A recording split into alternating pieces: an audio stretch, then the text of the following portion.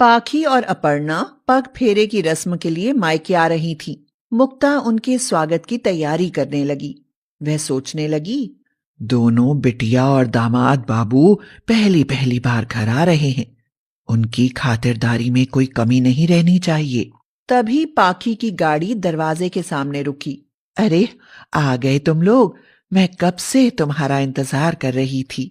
अच्छा, लो अब आ गए हम। देखते हैं क्या खातिरदारी करती हो। अच्छा माँ, पहले एक गर्मा गर्म चाय मिल जाए तो मजा आ जाए। जरा रुको पाखी, अपर्णा भी बस आती ही होगी। वो आ जाए तो फिर दोनों के लिए चाय बना दूंगी। माँ, उसके पास गाड़ी तो है नहीं जो वो मेरी तरह जल्दी से आ जाएगी। आ रही होगी किसी टट्टू, ठेले या रिक्शे से। उसे आने में घंटों लग जाएंगे। काश दीदी ने आपकी बातों में आकर शेखर जीजू से शादी ना की होती और वो मेरी और सनी की तरह लव मैरिज करती, तो आज ये दिन नहीं देखने पड़ते। तभी अपर्णा ने घर के सामने रिक्शा रुकवाया और शेखर के साथ रिक्शे से उतरी। अरे, अंदर आजा बेटी, रिक्शे में बहुत ठंड लगी होगी ना। ठंड के मारे तेरे दांत बज रहे हैं। और ये क्या, तूने तो स्वेटर भी नहीं पहना और ये शॉल भी हल्की सी पहनी है। मैं थोड़ी आग जला देती हूँ। देखा माँ, यही तो फर्क होता है अमीर और गरीब में। मेरी लेदर की जैकेट और जीन्स में ठंड बिल्कुल भी नहीं लग रही। और दीदी ये 100 रुपए की साड़ी पहन कर आई है, वो भी रिक्शे में। मुझे तो हंसी आती है माँ। तुम्हें दीदी के लिए कोई अमीर लड़का नहीं मिला था क्या? चुप करो पाखी, बहुत हो गया। तुम अमीर हो तो क्या मेरे लिए कुछ भी बोलोगी? अगर ये सब तुम्हारे जीजा जी ने सुन लिया तो उन्हें बहुत बुरा लगेगा। सच ही तो कहा है, गरीब हैं तो हैं, इसमें बुरा मानने वाली क्या बात है। दोनों बहनों की बहस चलती रही। मुक्ता ने तब तक खाना लगा दिया। खाना खाने के बाद उन्होंने विदा ली। मुक्ता गरीब थी, इसीलिए उसके पास अपनी बेटियों को देने के लिए ज्यादा कुछ तो था नहीं, लेकिन खाने पीने के सारे खर्चे के बाद मुश्किल से 100 रुपए बचे थे। उसने सोचा, 50-50 रुपए दोनों बेटियों को दे देती हूँ, उन्हें अच्छा लगेगा। कम से कम ये तो नहीं कहेंगी कि माँ ने कुछ भेंट नहीं दी। ये सोचकर वह पाखी को 50 रुपए देने लगी। अरे माँ, मुझे नहीं चाहिए, दीदी को दे दो, उन्हें रिक्शे का किराया देने के काम आएंगे। अच्छा अच्छा, ठीक है, मत लो पैसे, लेकिन बाहर बहुत ठंड है और तुम्हारे पास शॉल भी नहीं है। एक काम करो, मेरी शॉल ओढ़ जाओ। माँ, मैंने बताया ना, मेरे पास लेदर की जैकेट है। मुझे तुम्हारे इस पुराने शॉल की जरूरत नहीं। हाँ, अपर्णा दीदी को इसकी जरूरत हो सकती है। अच्छा, अब मैं चलती हूँ। मुक्ता हैरान थी कि पाखी में शादी के बाद कितना घमंड आ गया है। अपर्णा की गरीबी की वजह से वह उसे तो कुछ समझती ही नहीं है। कुछ देर बाद अपर्णा बोली, माँ, अब मैं भी चलती हूँ। मुक्ता अपर्णा को भी 50 रुपए देने लगी। माँ, रहने दो, वैसे ही आपका आज इतना खर्चा हो गया है। बाबूजी होते तो मुझे आपकी चिंता करने की जरूरत नहीं होती। और हाँ, इस बार ठंड बहुत ज्यादा है, अपना ख्याल रखना। मैं तो ध्यान रख लूंगी, लेकिन तेरे पास तो कोई मोटा कपड़ा भी नहीं है। मेरी शॉल ओढ़कर चली जाना, रिक्शे में बहुत ठंड लगेगी। माँ, 2-4 दिन बाद इनकी पगार मिलेगी तो ये मेरे लिए शॉल और स्वेटर दोनों खरीद देंगे।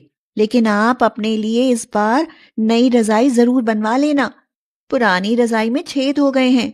ये सुनकर मुक्ता की आंखें नम हो गईं। वक्त गुजरता गया। पाखी दौलत के नशे में मां को भूल गई और अपर्णा, वो अपनी ससुराल में गरीबी में संघर्ष कर रही थी। कुछ महीने बाद पाखी का जन्मदिन था। उसके जन्मदिन के मौके पर सनी ने घर में एक पार्टी रखी। पार्टी में मुक्ता और अपर्णा को भी बुलाया गया। बेटी का जन्मदिन है, खाली हाथ कैसे जाऊंगी? मेरे पास तो देने के लिए कुछ भी नहीं है। ऐसे ही गई तो पाखी को बुरा लगेगा।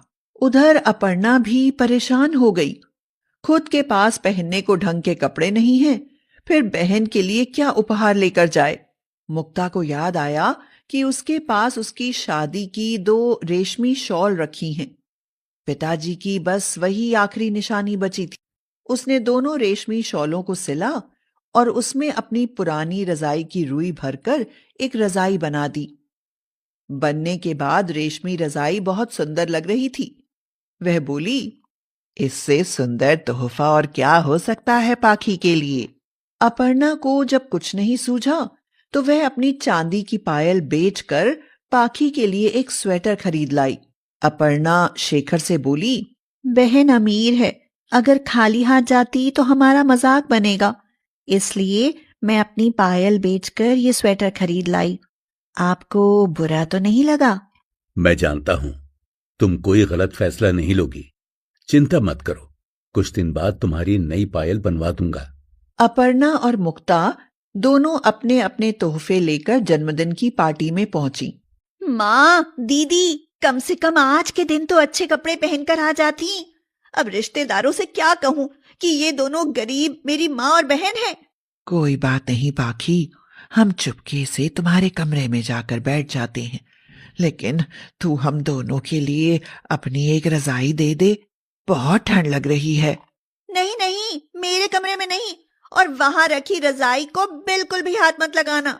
चूल्हा जलाने से तुम लोगों के शरीर से वही वाली बदबू आती है। सनी भी ये सब चुपचाप देख रहा था, लेकिन उसने कुछ नहीं कहा। केक काटने के बाद सब ने पाखी को तोहफे दिए। माँ, क्या आप और दीदी मेरे लिए तोहफा नहीं लाई? मुक्ता ने उसे अपने हाथ से बनी रेशमी शॉल की रजाई दी और अपर्णा ने स्वेटर। उन्हें देखकर वह जोर से हंसी और दूर फेंकते हुए बोली, छी, ये क्या पुराने शॉल की रजाई लाई है माँ आप मेरे लिए? और दीदी, आप ये सस्ता सा स्वेटर क्या किसी हाट से उठा लाई? ले जाओ इन्हें यहाँ से। तभी सनी ने उसके मुंह पर जोर से तमाचा मारा और कहा, जो लड़की उस मां की नहीं हो सकती जिसने उसे जन्म दिया, उस बहन की नहीं हो सकती जिसने उसे पाला पोसा, वो भला पति या उसके परिवार की कैसे हो सकती है? जानती हो, तुम्हारे लिए मां ने अपनी रजाई खराब करके तुम्हारे लिए यह रजाई बनाई थी। तुम्हारी खुशी के लिए इन्होंने अपने पिताजी की आखिरी निशानी भी दांव पर लगा दी, और तुमने इन्हें अपनी ससुराल की रजाई को हाथ लगाने के लिए भी मना कर दिया। और अपर्णा दीदी, इन्होंने तो तुम्हारे तोहफे के लिए अपनी पायल तक बेच दी। अगर मुझे ये बाजार में अपनी मां के लिए रजाई खरीदती हुई नहीं मिलती तो मुझे इन सब बातों के बारे में कभी पता ही नहीं चल पाता। जैसे ही दीदी को पता चला कि मां अपनी रजाई से तुम्हारे लिए रजाई बना रही हैं, तो उन्हें यह चिंता हो गई कि उसके बाद मां के पास तो रजाई रहेगी ही नहीं। इसलिए उन्होंने अपनी पायल बेचकर तुम्हारे लिए स्वेटर और मां के लिए रजाई खरीदी, और तुमने उन्हें फेंक दिया। देखो कितना अंतर है अमीर और गरीब बेटी की रजाई में। अब तुम निकल जाओ मेरे घर से, मेरे घर में तुम्हारे लिए कोई जगह नहीं।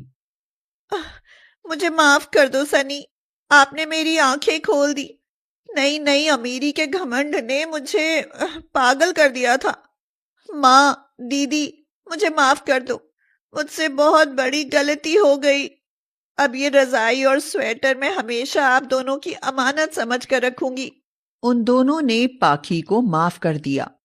अपर्णा ने मुक्ता को रजाई देते हुए कहा, माँ, अब आप ये रजाई ओढ़ना, आपको सर्दी नहीं लगेगी।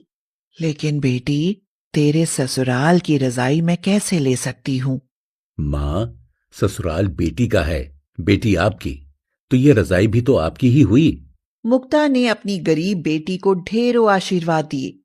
ये सब देखकर पाखी बहुत शर्मिंदा हुई, लेकिन उसे हमेशा के लिए एक सबक मिल गया। वह समझ गई कि अमीर बेटी की ना सही, लेकिन गरीब बेटी की ससुराल की रजाई से मुक्ता आज बहुत खुश है।